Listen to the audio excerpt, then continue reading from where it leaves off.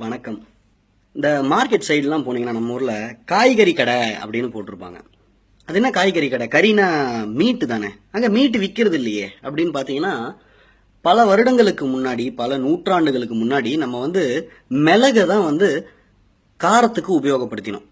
அதாவது கறி கடை அப்படின்னா வெஜிடபிள் அண்ட் பெப்பர் மட்டும்தான் அங்க விற்கப்பட்டது.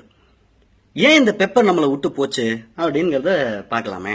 எப்படின்னா, நல்ல அற்புதமான உலகத்தரம் வாய்ந்த நல்ல பெப்பர் நம்ம மட்டும்தான் ப்ரொடியூஸ் பண்ணிக்கிட்டு இருந்தோம்.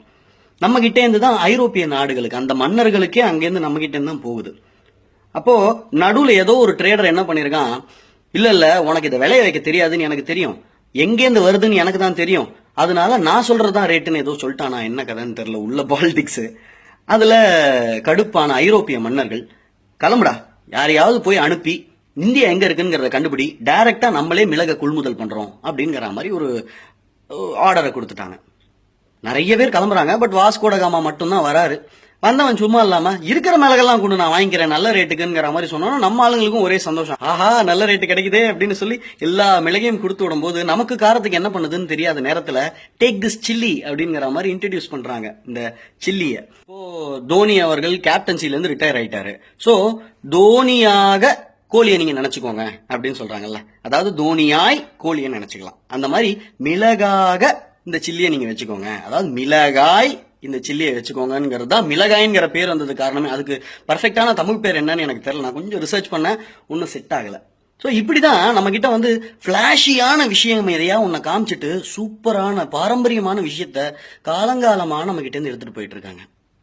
அடுத்தது மாடுகள், வெண்மை புரட்சி, நல்ல பால், சூப்பர் பால் கறக்கும், அதை விட்டு நீங்க என்ன உள்ளூர் மாட்டை வச்சு கறந்துகிட்டு இருக்கீங்க அப்படிங்கிற மாதிரி ஜெர்சி மார்கள் இறக்கப்பட்டது. இந்த ஜல்லிக்கட்டுக்காக எல்லாரும் போராடுறதுனால இதை ஒன்றும் பண்ண முடியாது போல இருக்கே அப்படின்னு பயந்த இந்த அயல் நாட்டு சக்திகள் அடுத்து இன்னொன்று ஒரு விஷயம் பண்றதா நான் கேள்விப்படுறேன். இது ஒரு வதந்தியா இருந்தா ரொம்ப சந்தோஷம். இன்னும் பர்ஃபெக்டான இன்ஃபர்மேஷன்லாம் அதை பத்தி கிடைக்க மாட்டேங்குது. ஒரு மாத்திரை, அந்த மாத்திரையை இந்த பசுமாடுகளுக்கு கொடுத்தா அது பெண் கன்று, அதாவது பசுக்கன்றை மட்டும்தான் ஈன்றும் அப்படிங்கிற மாதிரி ஒரு மாத்திரை ஒன்று இருக்கு அப்படிங்கிற மாதிரி சொல்றாங்க. அதனால என்ன ஆகுது, இப்போதைக்கு நமக்கு ரொம்ப சந்தோஷமா இருக்கும், பசுமாடா பிறக்கும், நிறைய பால் கறக்கும்ங்கிற மாதிரி நம்ம சந்தோஷமா இருக்கலாம். ஆனால் நாளை பொழுதுல நம்ம கிட்ட ஆண் மாடுகள், காளை மாடுகளே இல்லாம போயிடும். அப்ப திருப்பி இவங்க என்ன பிளான்ல இருந்தாங்களோ அதுக்குள்ளதான் போய் நம்ம சிக்குவோம். ஒண்ணு. ரெண்டாவது, இதை குடிக்கும், இந்த பாலை குடிக்கும் நம் வீட்டு பெண்களுக்கும் இந்த பிரச்சனை வரதுக்கான வாய்ப்பு இருக்கு அப்படின்னு சொல்றாங்க. அப்படின்னா இந்தியாவில் இருக்கும் ஆண் மகன்களே குறைந்து போயிடுவாங்க. எங்கெல்லாம் போய் அடிக்குது பாருங்க.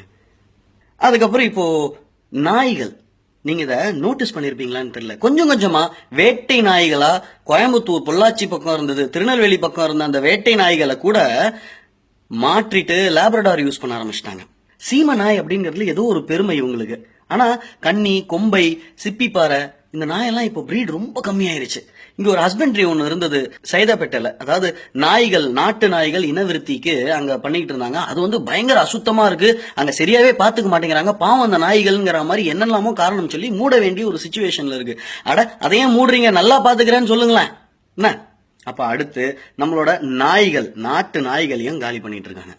நான் என்ன சொல்றேன், இயற்கை விவசாயம், சித்த மருத்துவம், இதெல்லாம் ஏன் நம்ம விட்டோம்? ராத்திரி ஃபுல்லா உட்காந்து பார்ட்டி பண்றது, காலையில ஹேங் ஓவரா இருக்கணும்னு ஒரே மாத்திரையில சரியா போகணும்னு ஏன் நினைக்கிறோம்?